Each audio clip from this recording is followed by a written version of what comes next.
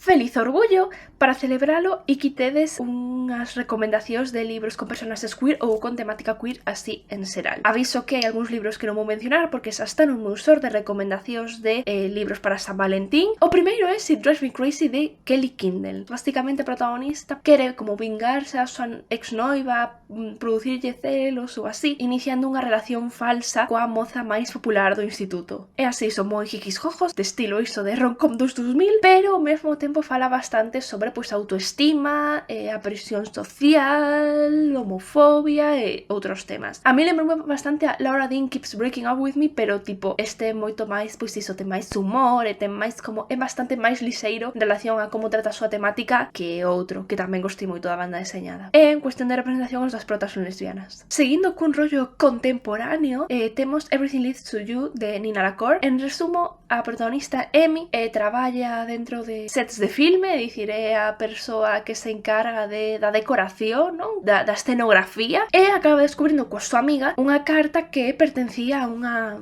estrela icónica do cinema xa morto, que fai que descubran a existencia da neta, xa neste punto si era neta, a neta ilexítima deste señor, e a partir de aí pois empeza a devolverse cousas entre a desenvolvemento dos personaxes e a importancia que ten o traballo de Emi e todo o que fala sobre o filme, a importancia iso de cada moble, de cada obxecto na escena, que comunica esa escena sobre os personaxes que están aí, sobre o que está correndo.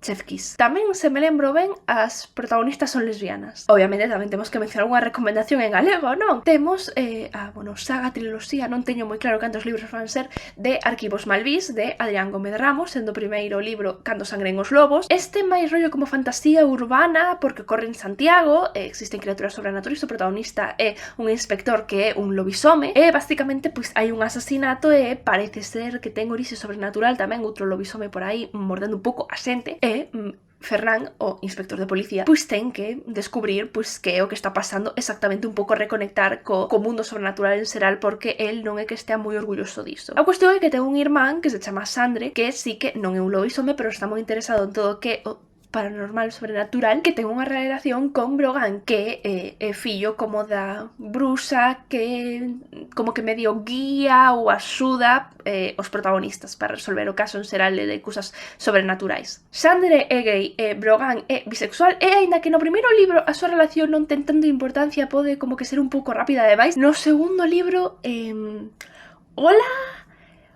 Hola, iso pasou. Necesito xa o terceiro, pois, pra onte, que non podemos... É genial.